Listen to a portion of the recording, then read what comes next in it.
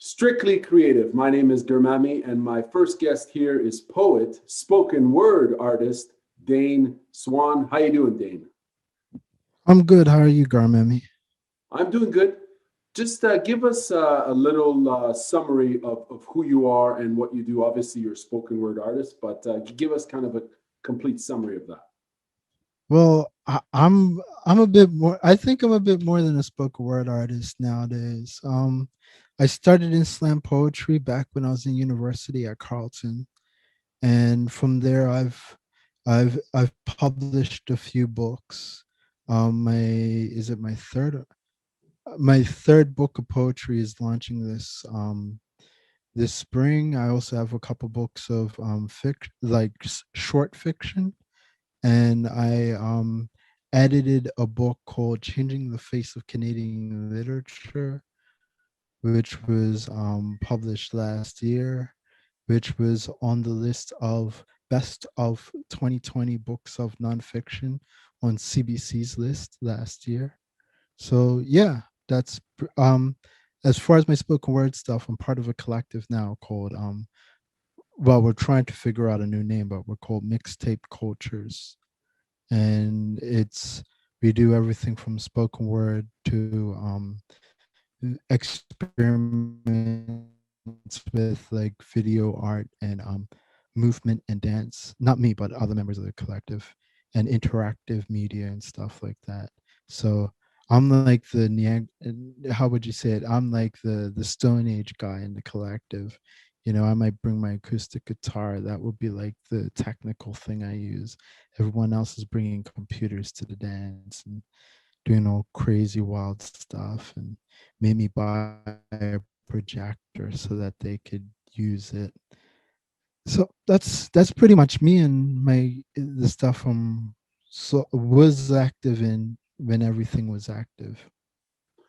Right on. That's really interesting. Now, as far as that, in your writing and in your poetry, what would you say are some of the most challenging themes and topics for you personally in exploring? Well, a part of me, like, I don't like, I've got to a point now with my last, well, I've realized through learning how to write books that unless there is a poem that makes me feel incredibly uncomfortable, or a short story that makes me feel incredibly uncomfortable, that I haven't done it right. So a lot of my writing is uncomfortable for me to write. The older I get, the easier that gets. Um, I have a book coming out that's based on the life of Lenny Bruce. And if you don't know who he is, he was a comedian, stand-up comic in the 50s and 60s, and he had a lot of um, he had a lot of issues. And it's always tough when you're trying to when your work is inspired by someone else, and you kind of have to delve into their life so that you could do something creative inspired by them, and give them their justice, give them their due, not do it cornerly. So like that's a tough thing. The poetry book I did before that, A Mingus Lullaby, was inspired by Charles Mingus. And like that was really tough for me to write. Um yeah, he was a tough one to write about because as brilliant as he was, he had a lot of mental health issues. And he also was heavily involved in social justice things. But like he was like he's a flawed hero. Both of these guys, to certain people, are flawed heroes. And maybe it's because Lenny Bruce is like, I admire him, and I definitely studied a lot of his performances when I first became a slam poet, which is one of the reasons why I wanted to use him as an inspiration. I wanted to do something that was inspired by my time when I just became a slam poet. And back then, I used to watch a lot of stand up comedy to learn how to work a stage. And I ended up watching a lot of stuff from the 60s because that was when stand up comedy was trying to find itself in a lot of ways. That's when you started getting more political political stand-up comics, and like Lenny Bruce was arrested 3 or 4 times because of his comedy. You know, and they were trying to find that edge, and they're trying to challenge people. And yeah, and he was one of the handful of guys I was really studying. And so when I wanted to write something that was kind of like a ode to like when I was heavily in the spoken word scene, like that's who I wanted to inspire the work. So Really, I want to go back to some of what you just said there in terms of like the creative process. Can you talk us through how you create, be it poetry, be it songs, be it anything creative? What is your process? Is there, it's because it seems from what you've said that you really dive deep into it. You obviously do some research, as you mentioned, when you were starting spoken word, you were studying comedy in terms of comics' ability to own the audience and captivate them with words. So, kind of, can you give us some insight as to your process? well, I think research is incredibly important. Even if I already know, even if I'm the expert on the issue, I'll still spend, especially when writing books. I like to have what I call library day, which is something that I prepare for in advance. And then I spend a whole day in a library. I grab as many books as I can find. A lot of the books, I know what books I am looking for already. And I just spend a whole day reading and studying and writing notes. I had for each book that I've written, I have a notebook, which which is where I'll write early drafts, was like the beginning of the like at least the first third to half of the book, and that's also where I'll put all my research. So like uh, I've just found as Google Analytics has become more and more of a thing, doing real research online has become more and more difficult because the things that shoot up the searches are whoever wants to spend the money or do the corny gimmicks to get their stuff in the front of the line, not the best information. And it actually becomes incredibly frustrating. It's it's it's not something that people talk a lot about, but it's basically destroying the internet as a research tool. And so I always have to, like when I'm doing research, I always have to start in a library and work my way out to like audio, documentaries, music, etc., etc.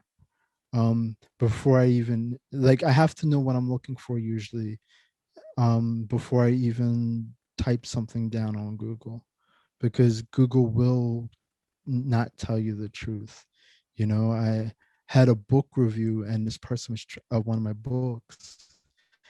This person was trying to be rude and very to the common person. It's read like they were complimenting me, but the whole thing was insults. Wow. And like there were a lot of red flags in that review. For instance, they got the number of wives that Mingus had wrong. And I thought, why did they get the number of wives that Charles Mingus had wrong? It's because they looked it up online. They didn't actually, they didn't do they were insulting someone who did this deep amount of research and thought that they could do that research shallowly and then look clever. So, and what they ended up doing is they only counted all of Mingus's white wives and didn't count any of his black wives because his white wives were mentioned on in Wikipedia. Which, by the way, Wikipedia even admits that they are not a research resource, but it's on the top of every search. So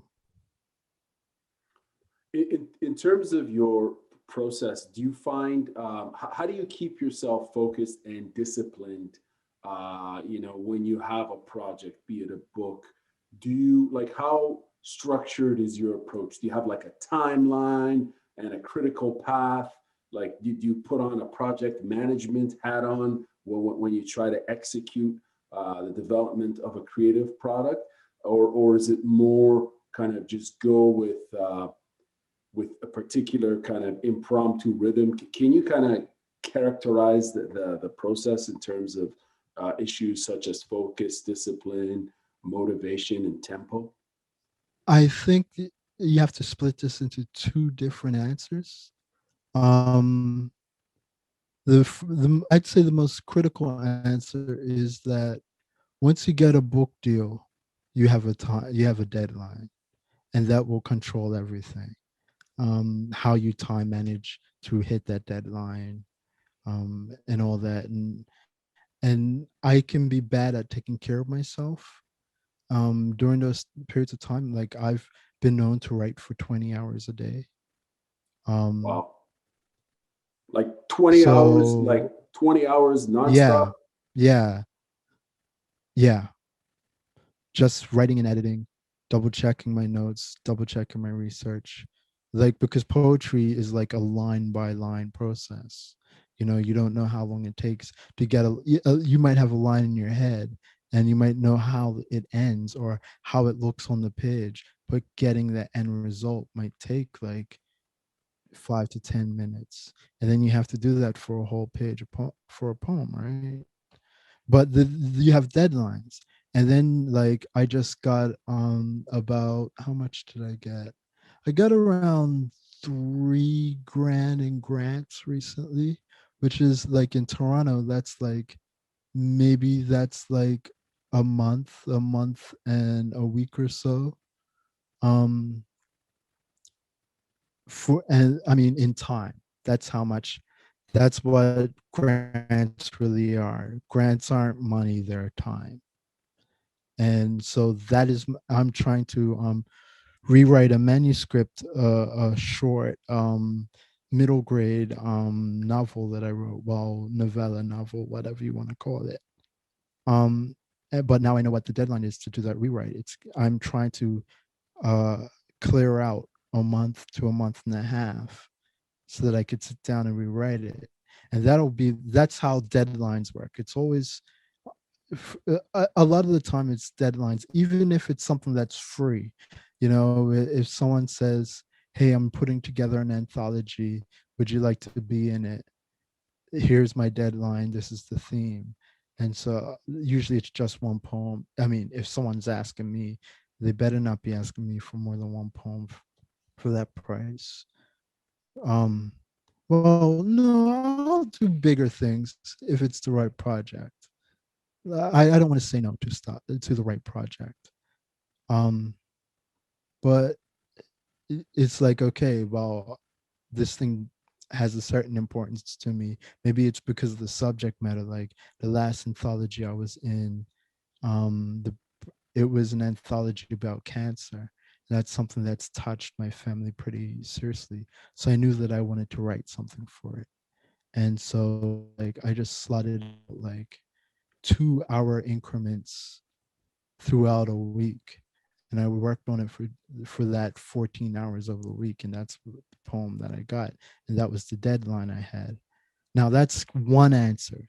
The other answer is, before I even think about writing anything, I have to find a theme, and that theme is going to be my inspiration, and that theme can happen at any, it can strike me at any moment, at any time, and I have to be ready to write it down, because my memory is the worst enemy of a writer. And so I write notes on my, I only have a flip phone for a cell phone. I'll write notes on that thing. I'll buy an, like I said, every book that I've written, I've bought a notepad just for that, or a notebook just for that book. So but first you have to find the idea, whether it's being inspired by someone like Charles Mingus or Lenny Bruce, or if it's an idea for a story based off of a conversation you had.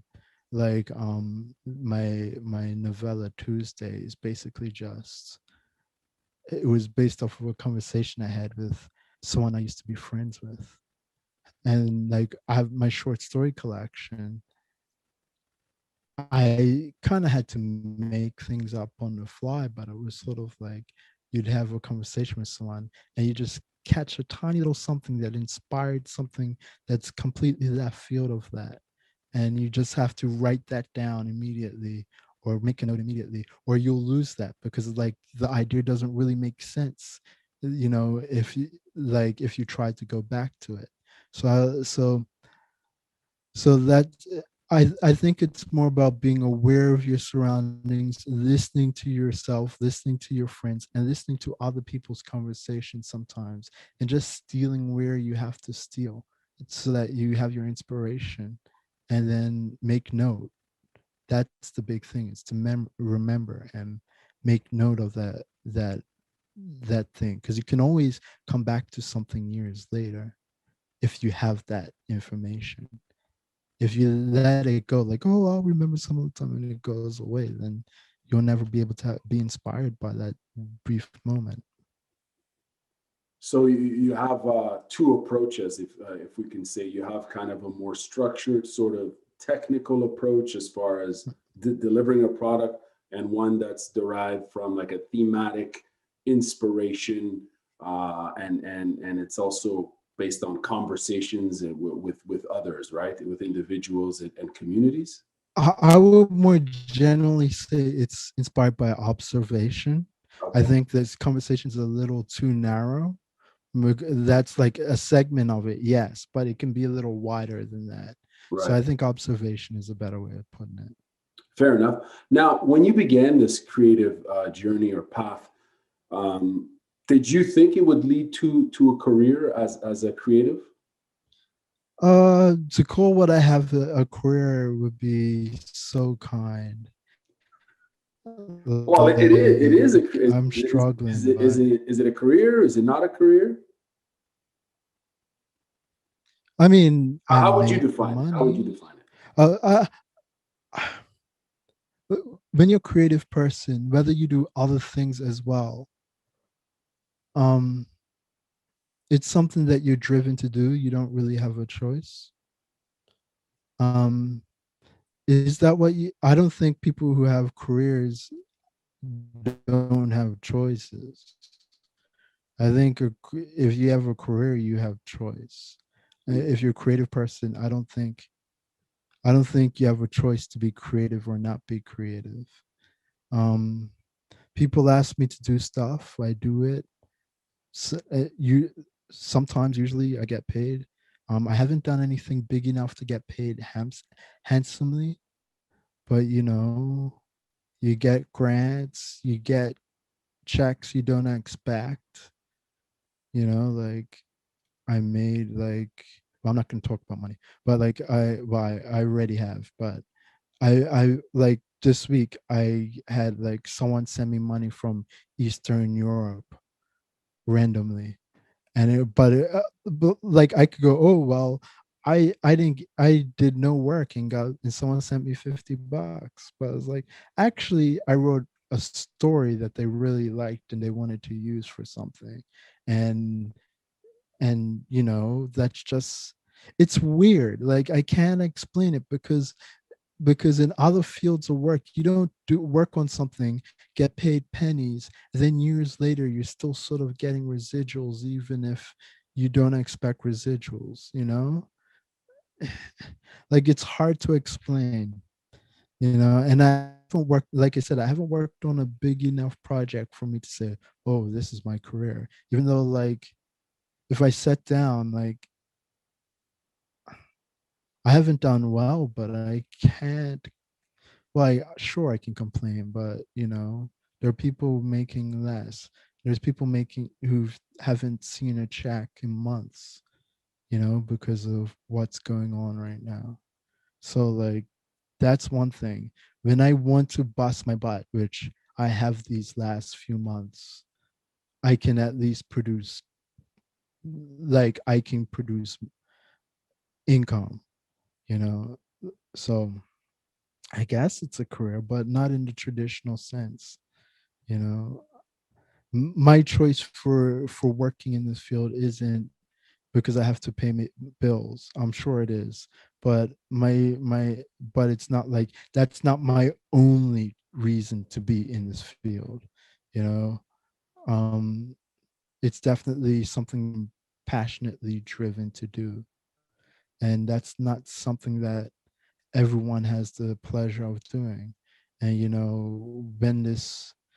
when everything comes back to semi normality, I'll probably pick up another gig, which I'll probably do just to, like, pay the bills. And even if that's just part time, which will be my hope, like,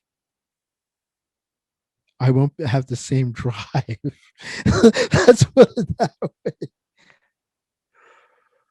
It's interesting when you're speaking about the word career was probably uh, is probably not what you would want to use as a word, but it sounds like there's a lot in terms of motivation, right? As someone who is a creator and being in the field of creativity, imagination, words, emotions, and so on.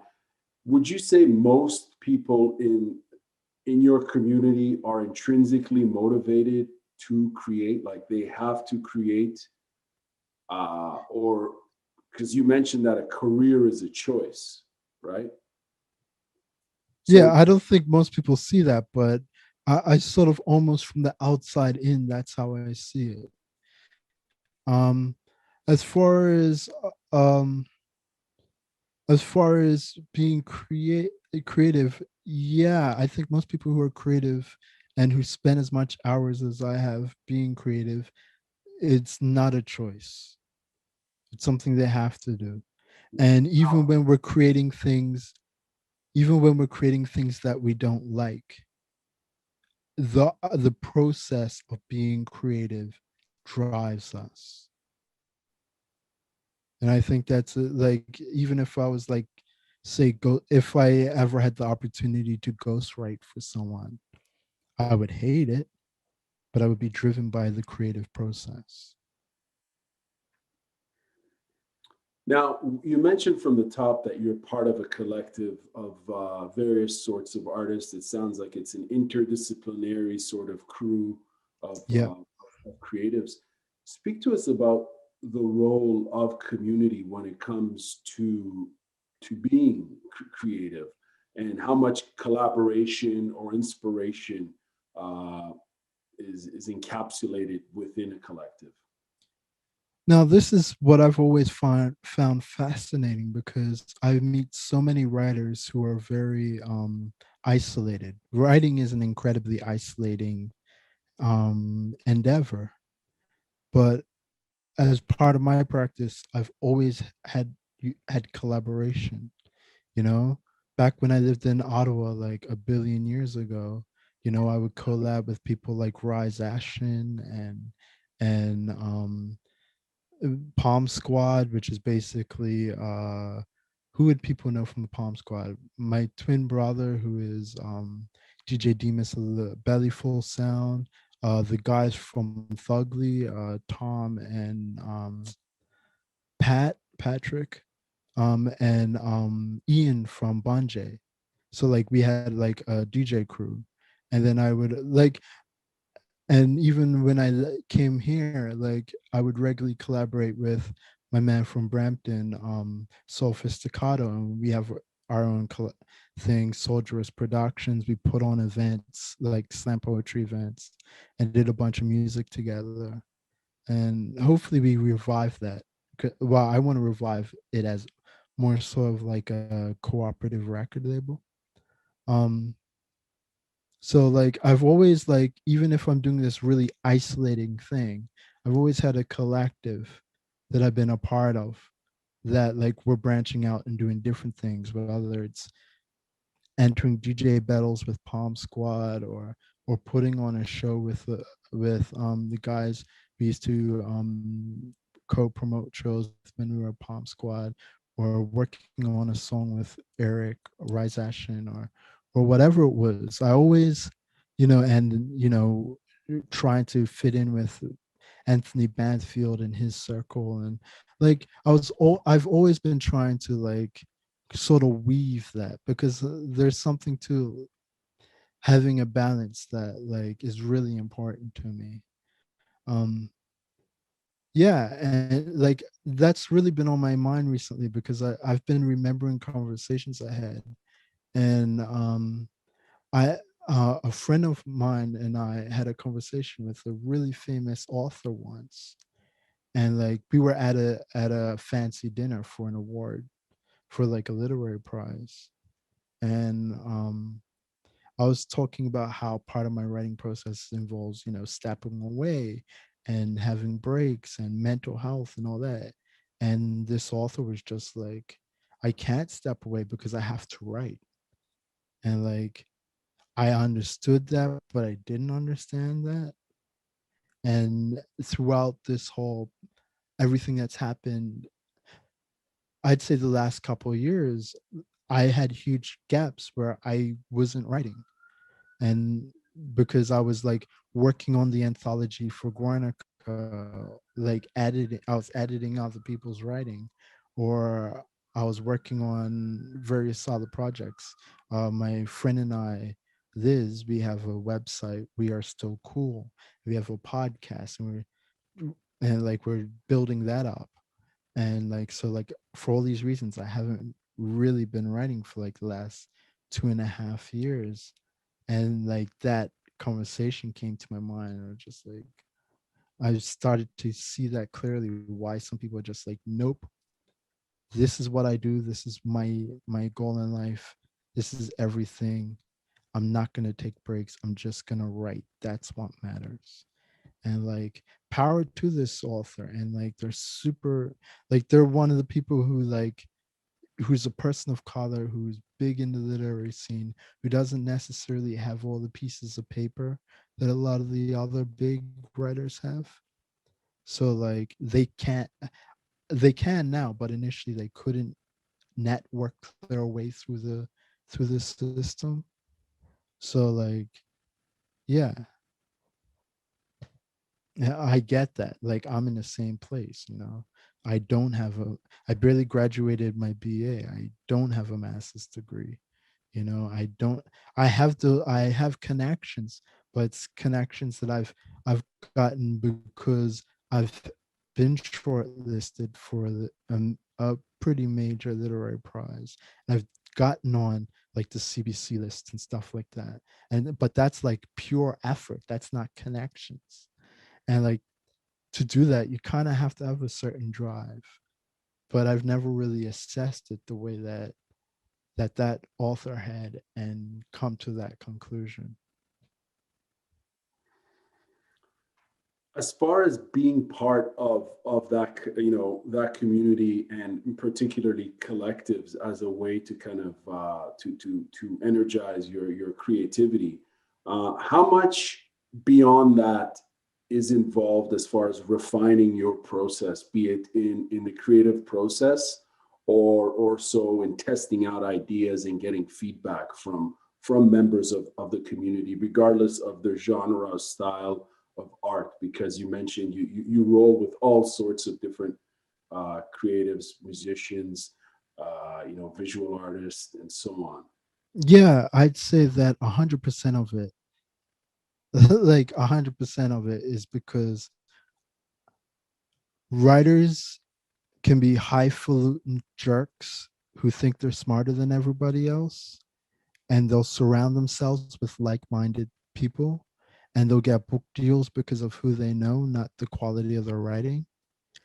And I like the idea of having people around me who put me in my place, having people around me that will tell me when my writing sucks, having people around me who are regular people who will tell me, excuse me, who will tell me if they would read that as a regular person. Because you like, most authors, they get their advance, they get their book, and then the book doesn't sell, and they don't really do anything to sell the book. And when a book does sell, like for poetry, like a good selling book in poetry might be like 1,000, 2,000 copies. A good selling book of fiction might be, well, is a much bigger scale, right? And so, particularly in poetry, a lot of these guys, they'll get their book, they'll get their advance, or they'll get a bunch of free copies, and they'll slowly sell those. And when those are done, they're done. They might sell like 5 to 10 copies of their book, and like seriously. And but like they get on all the right lists because they know all the right people, and they're happy. And then they get their professor gig, or their whatever you call it, when a TA gig or whatever, and like they call themselves writers. They're not really writers. They're not putting in the grind.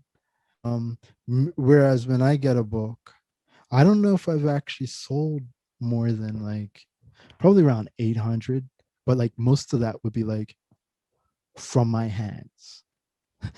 like like when Amingus Lullaby launched, I did readings in, wow, wow, when it launched. We'll just stay with when it launched.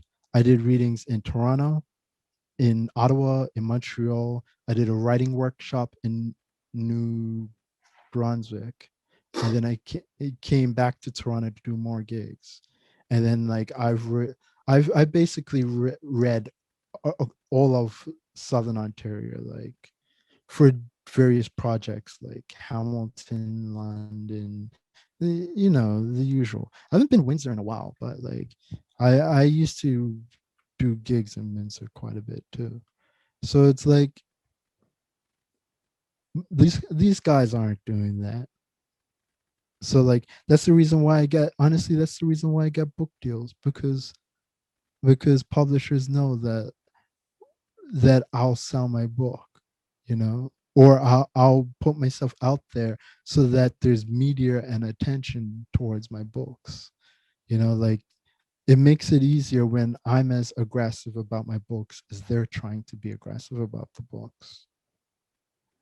Well, it shows, a willingness to get after it, right? And the need to market oneself. I think Yeah. every creative, I think, there has to be that gusto to want to pursue it beyond. Because I mean, I don't know what your thoughts are on this, but like when one creates, they create a product, it's an artistic product, but there's more to the process than just the creation, right? There's the Yeah. marketing, Yeah. And I would also point out, like, at the very coldest level, we are salesmen. At the coldest level, we have our product is our art, and we're selling it. So it has to be something worthy of selling. If you make something so elite that the only people who understand are 5 people with PhDs, that is not a good product. It needs to be a product that that person with the PhD wants to read it because it is of a certain literary quality. But a regular person who doesn't even read poetry has to be interested in it if they pick it up and read it. You know how many times I've spoken to people and they said, "Oh, my son, oh, my daughter picked up my copy of your book and I can't get it back from them." That is what you're supposed to be doing with your writing. Just as much as you're supposed to get the person with the PhD going, "Oh, I see what this person's doing with their work. This is clever here. This is interesting here. This is an idea that I might want to steal here." Like, and this is what I think is lacking with a lot of Canadian literature. And a lot of that is because of maybe there's too much government funding, but like, I mean, I use government funding, so I can't complain that much about that. um but maybe it's just maybe it's just not enough quality control with certain literary presses, because they know that they can sustain themselves off of funding, and there's a number of and like poetry is not something that the big presses really pay attention to. If they do, it's more subsidiaries or small presses that they've bought and they sort of quietly own. um, and they don't mind losing a bit of money.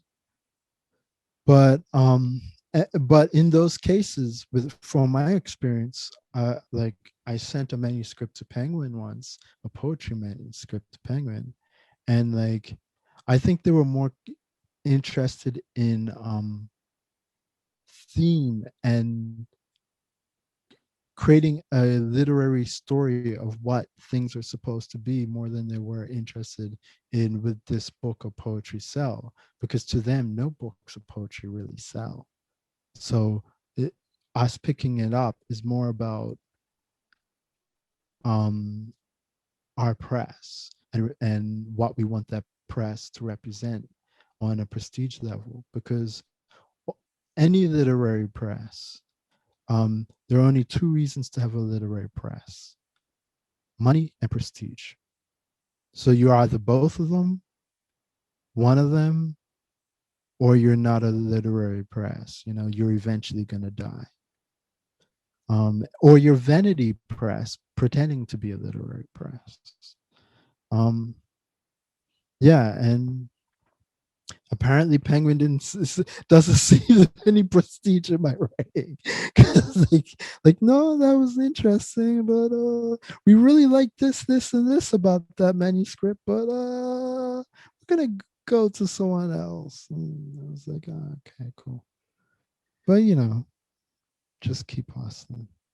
Now, in terms of that hustling, and we're there's so many different tactics and I suppose overarching strategies that different entrepreneurs and creative entrepreneurs uh, try to explore and execute. Leveraging social media, particular platform, online sales tactics, this, that, and the other. And a lot of that takes research and development, I suppose, and some professional development. Yourself, from what you've seen of your community, writers, poets, and so on, how much of that is done regularly? That sort of willingness to try new approaches and reinventing the business model, if or approach. I don't think it's any of the more modern ideas are properly leveraged. Like I'll send a book to a publisher and tell them, okay, let's do this, and this, and maybe a third of that is done. What I believe, first of all, when we look at the age groups of people who are actually reading books, beyond who are reading like young adult novels and stuff like that, um, it skews older. Yet we try to market, we like literary presses generally send all their books for review to literary magazines, which makes no sense because the only people who read literary magazines are writers. They're not readers. So one thing that I've spoken about to presses that I've worked with is send them to regular newspapers. Like people send stuff to the Toronto Star because like the Star has a review section, which is dramatically shrunken. So like those connections are sort of hurting right now. But like I got the best write up for Mingus Lullaby from like a local paper in New Brunswick. And because it was like the local paper for, I believe, Fredericton, it also somehow reached Moncton because it got that newspaper gets distributed in Moncton as well. And like that's a huge reach. That's miles. That's hundreds of thousands of people reading about me doing a writing workshop and about the book that I've worked on, and that wasn't my press that got me that all that got me that attention, or their PR staff. That was a friend of my mom who was helping me organize the workshop, was trying to promote the workshop. So she just did what she does when she works out of the uh, she works at the community center in her community, obviously. And like she just did what she usually does. And since the community is 40 minutes outside of outside of Fredericton, you send stuff to the Fredericton newspaper. This is what you do. And like, yeah, that got me more that got me more pressed than anything that Guernica did for that book. And it was just like, that's what we have to do. Like, if a person's doing a reading in London, you contact the London, whatever the paper is in London. Like, we do that with like community radio. Like multiple times I've been on CIUT, I've been on stuff, whatever the station is in Hamilton, and things of that nature. But we don't do that on the press level, and that's the demographic we're aiming for usually. People my age and older who read these types of books. And I think, like, before we even talk about technology, before we talk about having a social media universe. Um, Mind you, when I talk to young people, when they ask me what should I do to be a writer, the first thing I tell them is to build up their social media. Because if you're gonna get into a conversation and it's you versus a person who has multiple books published, and you have the same quality of writing, if you're like, yeah, and I got all these people who buy my book, you're gonna be that can't hurt, you know. Now, when how as far as when do you know you've given your best overall effort, be it a performance, a reading, a sales pitch, or even a writing and researching session? When do you know that you've done your best? Is it a gut feeling? Is it a you know how do you measure that, I guess, is what I'm asking. How do you measure personal performance in terms of, like, when you're going at 110% and you're getting results? When it's writing, when it's on the page, I know I've reached that. When I'm uncomfortable with the writing, when I'm scared of the writing, when I'm nervous of the writing, when I'm asking myself, have I given this piece too much or this story too much? You know, as far as performance or in front of people, like, that's tough to gauge. That's more something the audience decides. You just try to if you're doing a work from memory, you just try your best to memorize. You also, one thing that I've always done, when what I used to do is, when I had a big show coming up and it was a piece that I was memorizing, I would go to open mics and I just butcher the piece, so I would know what would the worst situation be in front of an audience. um but like, most people don't have in them.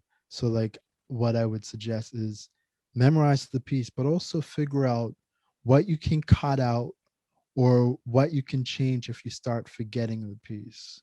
What are the, like, every poem I've written has like a certain amount of points or lines that I always want to hit. And if I mess up the stuff in between, once I get to those points, no one will notice that I've messed up. So that's what I would recommend with other writers, is making sure that you have those points. I'm sort of not getting to your point, but uh, when it comes to performance, it's not really about me, it's about the people. And the reality is, even with my answer with written work, like, when I went to, this is going to sound kind of la-di-da, but like, I that's the nature of being a writer and being on the literary side of writing. The first time I went to Toronto International Festival of Authors as a writer, as a guest, um, I decided to go to all the readings, not just the ones I was reading at. And people would always say, "Oh, when after it's published, it's not yours, it's the readers, yada yada." And I thought that was such nonsense. And then, like, I didn't really get that when I was just writing poetry, but when I started writing fiction as well, I started to understand that a bit more. It's like, I'm not the judge of a lot of this stuff. As a creative person, we are not the final judge. The final judge is the audience. It's the people who read, it's the people who take in our work, you know? So like they'll tell me if I'm doing something 110%. They'll tell me if like this performance is better than the last performance they saw me X amount of months or years ago. Not me, you know. All I can do is try to be passionate, try to translate the work that I've written to the audience as well as I can, and let them figure that out. It sounds like you put in a lot of time and effort in the process, right? In developing a piece, regardless of the product per se. There's a huge personal investment, and in addition to that, you mentioned earlier on that most artists usually are isolated. You know, they isolate themselves to some extent, and they pour hours into their writing.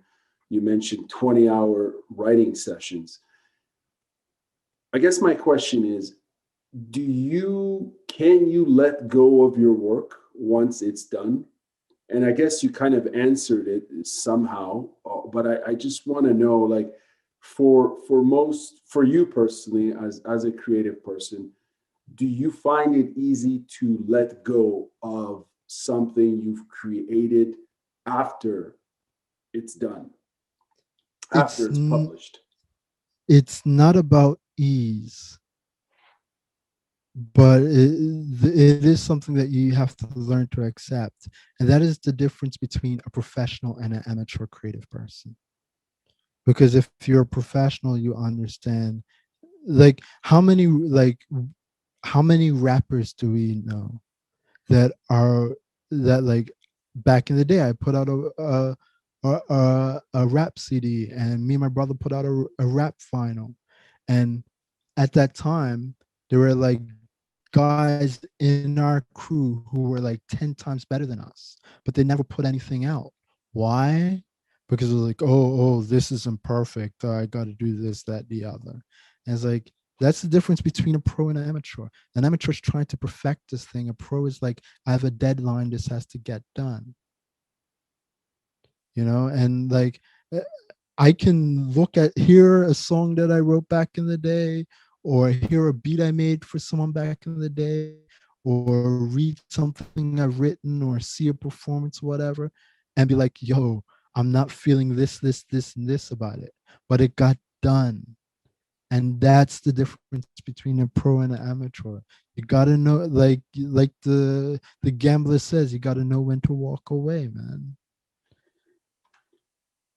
Is that something now? Just going back, because you're talking about essentially some aspect of perfectionism some people might have, right? Well, all creative people have issues with perfectionism. But like when I first published my first book, I was dating someone who I don't want to sound rude, but like I'm going to sound rude, unfortunately, who called themselves a writer. They are currently in present better at writing than I am. That is a fact. I have written twice the amount of books they have written. That is also a fact. So who is the writer and who is the amateur? Right? Right. You gotta if you're selling books, there has to be product to sell. Right. You know, Now, well, if you're selling rap songs, there's got to be songs to sell, you know, to make that music video for. You can't call yourself being the opening act for some big rapper because everyone in your city knows you're the best MC is one thing. Having product to sell at that event is another thing. And that's what's the difference between a pro and an amateur.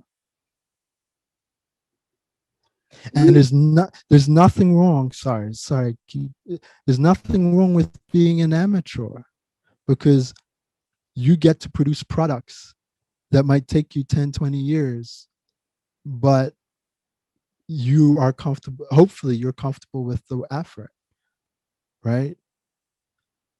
There's nothing wrong with that. I straight up, I got to tell you that this is really important stuff that you're saying. I think because at the end of the day, it is a business, right? And people can decide whether they want to pursue it, quote unquote, as you mentioned, as a professional or as an amateur. And it takes the learning is always continuous, I would imagine, which Yeah. kind of leads to the next question I had in mind is from what you've seen, what hinders an artist's creative development and their maturity? What hinders it?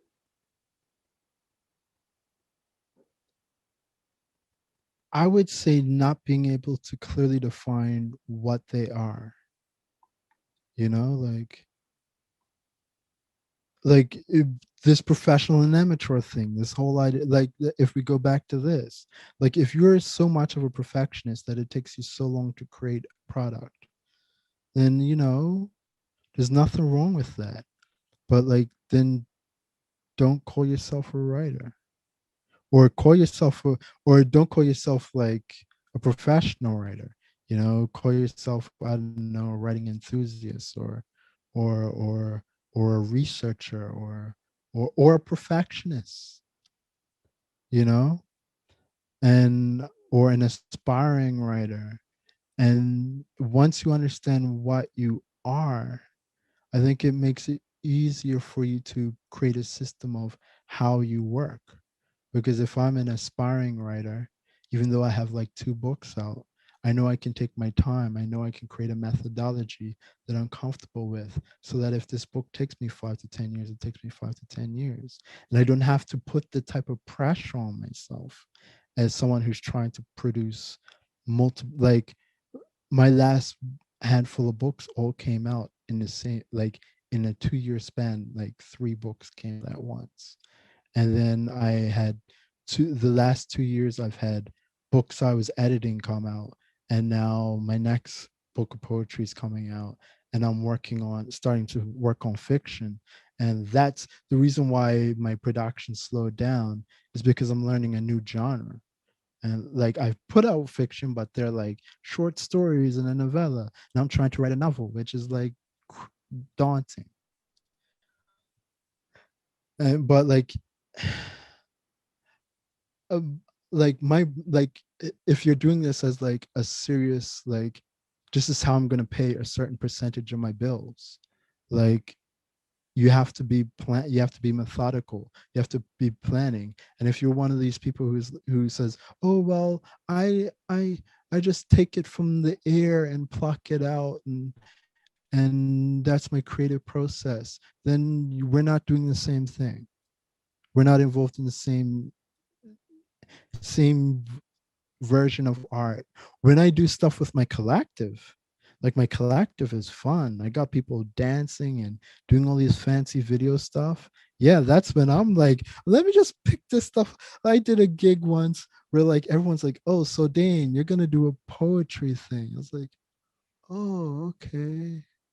And I waited till like the week before, and I was like, maybe I'll write that poem now. And then I was like, they're like, Dane, you got to have video for your thing. You're bringing the projector. Like, there's got to be some video behind you. It's like, oh, that means like spend a day, like not even a day, like go to like some Creative Common video spots and like grab snippets and kind of edit them together badly, but make it really grainy and artsy. And like that's that plucking and being creative and stuff like that. But when it's like, okay, Dane, here's the deadline for your book, or here's your grant money, make that book so for your report, like then it's business, different formats, but I understand that, okay, this is me being like this is my the hobby creative me, and this is the professional writer me. And I don't think a lot of people do that. A lot of people go, oh yes, I put out 2 books and I'm a poet or I'm a writer. And then you talk about the writing process and it's like pluck and it's like you're aspiring poet, your poetry is really good, but like you're not putting in that work.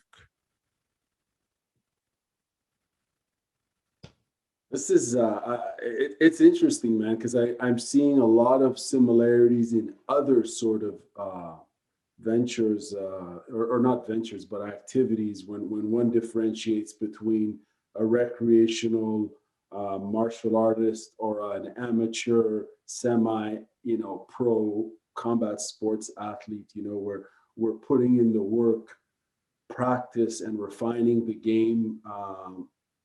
And coaching and feedback and meditation and all these things, Mm-hmm. are at Mm-hmm. play. And it's really, I don't want to say it's a game changer, but it's two completely different worlds, right? When we look at, like, Exactly. you know a combat sports athlete who wants to compete and push themselves, they take a different road altogether. And recreationalists who's enjoying the art form, but maybe is not really learning to the full potential, which kind of leads me to the follow up. Well, I would slightly disagree with you. You can grasp a lot of these things, but the activation of the what you're grasping is different. Like in martial arts, like you can reach black belt and be sort of like just doing it for the love of it. But when it comes to like combat, the way you use those tools is going to be completely different than someone who is competitive, or who is someone who's goal driven and is like trying to sharpen every single element of themselves on a daily basis. And that's more what it's about. So there are amateur poets or aspiring poets or whatever you would like to call them, um, who like have a greater grasp of literature than I have. But then it's how it manifests itself that's different. Like I do not have the biggest vocabulary. There are people with far grander vocabularies. Yet when I hear myself sometimes, I get sick in my stomach because I'm like, this is too, I sound too bougie. This is not me. Because I do have a literary language. Um, but even still, it's not at their level. But when I manifest it on the page, I think my results are better because mine is sharper, it's more direct, it's with a clear guide and understanding of where I want things to go. All of my poems usually have multiple meanings to them, and that's intentional. And that's something that I've had as part of my practice since day one. And like, if you're just like, I like flowery things, then and you're really good at poetry, you're not at the level that I'm at, but No, you're still great. yeah, no, for sure. And just going back to my explanation, at the end of the day, whether one chooses, a recreational path, or as far as martial arts, just for losing weight, for finding peace of mind, or whether one wants to compete at even at a regional level or whatever. I think both, as you mentioned, they're worthy. It's great that one does that, but it's two completely, I think, two different things altogether ultimately, because they require, I think one requires more effort, and possibly one has more, puts more at risk, if I can say, by just getting after it. And go ahead. Yeah, that's the point. It's the risk. Right. That that is the point. Now, what would you say? Initially the question is, what hinders one's creative development, and ability to mature as a writer, poet, etc., artist, creative? The flip side of that, what fosters that creative development and augments it, and almost, if it's even possible, speeds it up? Is there such a thing? Yes, for both, and it's the same answer. It's fear, right? Most of us we do not acknowledge our fears. We do not face our fears. We do not deal with our fears. If you not like no one can 100% deal with our fears, but if you can acknowledge it and you can see it and you can understand it and you can face it in your like in your writing, you're going to exponentially improve as a writer. That doesn't mean that you have to write about your fears, but it's about understanding. If you understand that nuance of you can understand other nuances of other people. That understand truly facing fear allows you to be a more empathetic writer. Man, that's really fascinating there, as far as, growth, you're tying that maturity and that personal and professional growth through one's own willingness to confront and see their fear and I guess address it. That's I could totally see how that's a holistic approach in one's not just professional development as a writer, but potentially even personal one, as you mentioned, like when you explore the nuances of one's art form. I was going to ask you this, but you've given so much. You've answered this question throughout this interview here, which is a common question: is what sort of advice would you give to creative people? You've given a lot in this interview, but if there was one piece of advice, My greatest advice I could tell someone is don't be creative. don't. Conform. Like don't Sorry. be creative, conform. Like if you want an easy life, if you want a comfortable life, don't be creative, conform. Do like be a peg for a round hole. Now, with that put aside, if you want to go against the grain, if you're ready for the hardship, and some people like if you come from money, like it's okay, like you're gonna have an easier time at this because you have something backing you up. You have an insurance plan. But for the rest of us, we have to understand that this is not the correct path. This is the path that, like, when we're kids and we're in high school or middle school or whatever, and the teachers are like, oh, yeah, the path less taken, that's the path you all should take. They're lying to you. They didn't take that path. That's why they're school teachers. Wow. And like the school teachers I know who have taken that path are the ones that have had to like move to multiple schools so that they could find the right school for them to be a school teacher. But if they're just like any school, it doesn't matter what school, I'm in the school and I'm lying to kids telling them, oh, take the path last taken, they're lying to you. So if you're willing to take the path least taken,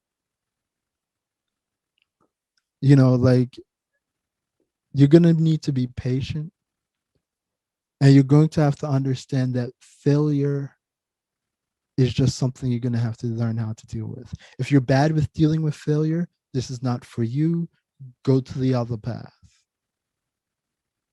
Like I see people, oh, I didn't get this. I didn't get. It's like, who cares? There's like a billion people fighting for this stuff. Get out of the way. Go somewhere else. And that's all there is to it, and all the other advice I've given. Man, where can people find you online? Where can they find your poetry and everything else you're involved in? My Twitter is my old stage name when I was a slam poet, DaneJahras,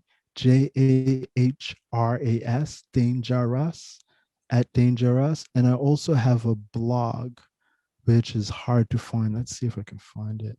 I think it's like if you Google Dane Swan writer, there's a famous Dane Swan who's a Aussie rule football player. So you want to avoid him.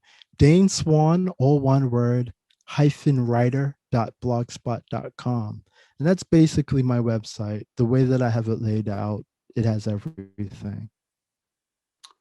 Now, I want to thank you for your time. I have one last question. It's not really relevant, but it kind of is. Are you familiar with the Jamaican film Rockers? Obviously, you must be familiar. Yeah. I Okay. haven't seen it in over a decade, but I know it. Okay, so I got this scenario, and it doesn't actually happen in the film, but I want to hear your thoughts. If Horsemouth were to fight DJ Dirty Harry in a boxing match with Prince Farai as the referee, who do you think would win, and why would either one of them win? The DJ always wins in a boxing match. The DJ always wins. Like, from my experiences back when I was a DJ, like, you get records stolen from you, you get drunk people trying to tell you what to play. You get this, like half of, like, not half, like a third of being a DJ is like being the other bouncer in the club. Like, if you're a really good DJ, people don't mess with you. There's a reason people don't mess with you. So that's all I'll say. You don't mess with the DJ. You heard the man. All right, thank you very much for your time, man. This has been awesome, and take care, and maybe we'll do this again. Yeah, man. Definitely.